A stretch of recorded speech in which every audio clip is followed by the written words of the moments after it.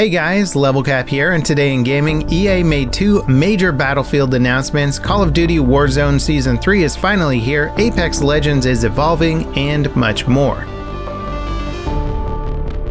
DICE revealed two Battlefield games are in active development, one for consoles and PCs launching later this holiday season, and a brand new mobile game launching in 2022.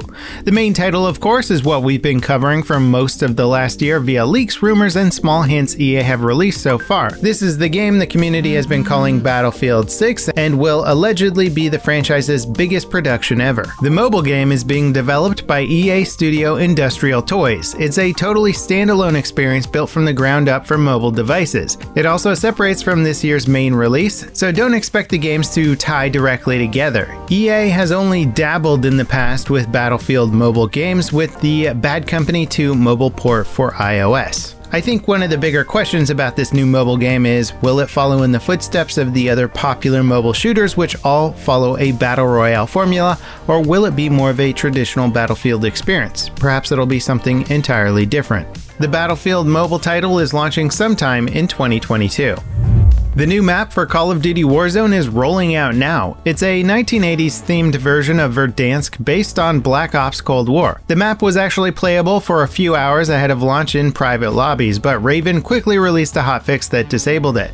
Many areas of the map have been totally overhauled, like the stadium, downtown area, and surrounding locations. New points of interest include a radio array and salt mines. The Gulag has also gotten a major overhaul and now features the standoff map from Black Ops 2. Now, the 1984 Verdansk isn't exactly what players were hoping for. Many wanted a brand new map set in a new location. Verdansk has been Warzone's primary map since launch. Rebirth Island was added alongside the release of Black Ops Cold War, but it's more of a bonus map than a primary battle royale experience.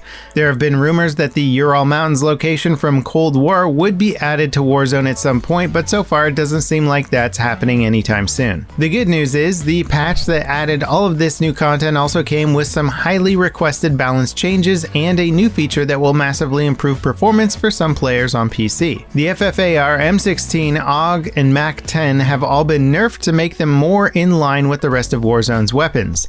These four weapons have dominated the game's meta for months, so it's great to finally see some changes. Several other weaker weapons also received balance improvements that should make them a little more viable. The Rose skin was also reworked for improved visibility, but it still retains its matte black appearance. Environmental lighting will highlight her profile more, making her stand out from dark backgrounds. Finally, the patch adds DLSS support for Warzone. This is NVIDIA's AI-based upscaling tech that runs games at lower resolutions while preserving visual quality.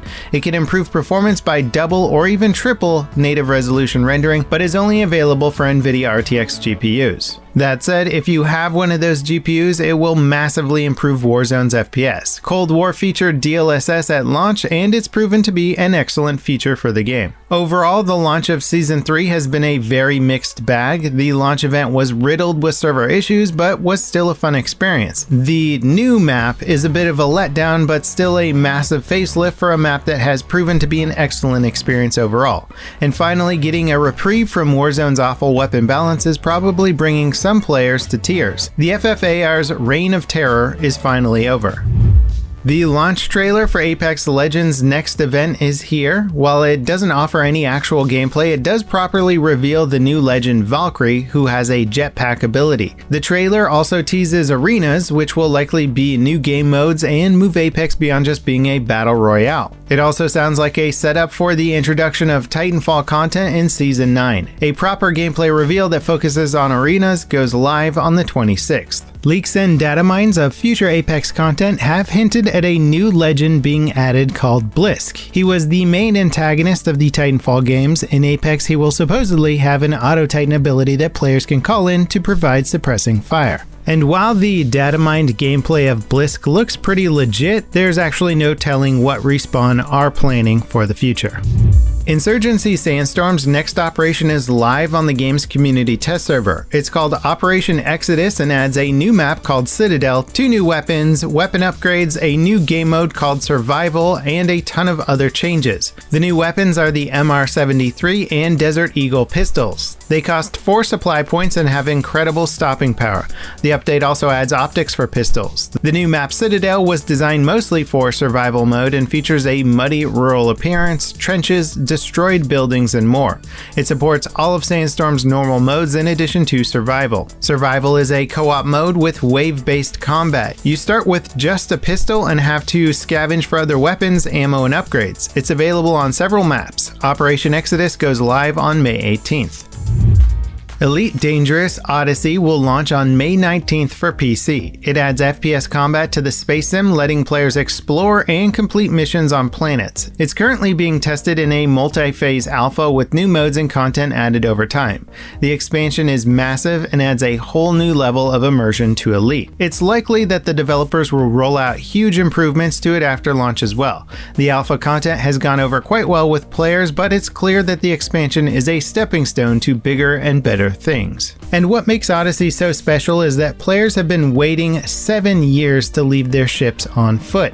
Elite's original roadmap had an FPS mode on it, and it's probably been the single most requested feature since launch. The latest alpha for mobile game Diablo Immortal kicked off yesterday. It adds a ton of content over the previous technical alpha that launched last year. The Crusader class has been added alongside 48-player raids and PvP battles. The alpha offers 2 zones and has a level cap that maxes out at 55. Unfortunately, the alpha is only available in Australia and New Zealand right now. The regions were selected because of their smaller player populations, which will help the developers sort out any server issues without the alpha crashing and burning under the load of everyone trying to play. Immortal is launching this year, and reviews of the alpha have been very positive. By all accounts, it sounds like a proper Diablo experience built specifically for mobile devices, not just a quick cash grab or port of Diablo 3. Before we get to our final story, let us know what you think of today's Battlefield news. Are you excited for Battlefield 2021? Does a Battlefield mobile game sound interesting at the very least? Drop your opinion in the comments below. Forza 8 playtests are live for a select group of players. The game doesn't have a release date, but the fact that it's entering playtesting now is a good sign that it will launch either this holiday season or early 2022. The developers are taking a more community-oriented approach with Forza 8, and these playtests are part of that new direction. Forza has proven to be a smash hit franchise for Microsoft Xbox consoles. Since 2015's Forza 6, new entries in the franchise have also been available on PC. And that wraps it up for today in gaming. Thank you guys so much for watching, and I'll catch you next time. This is Level Cap signing off.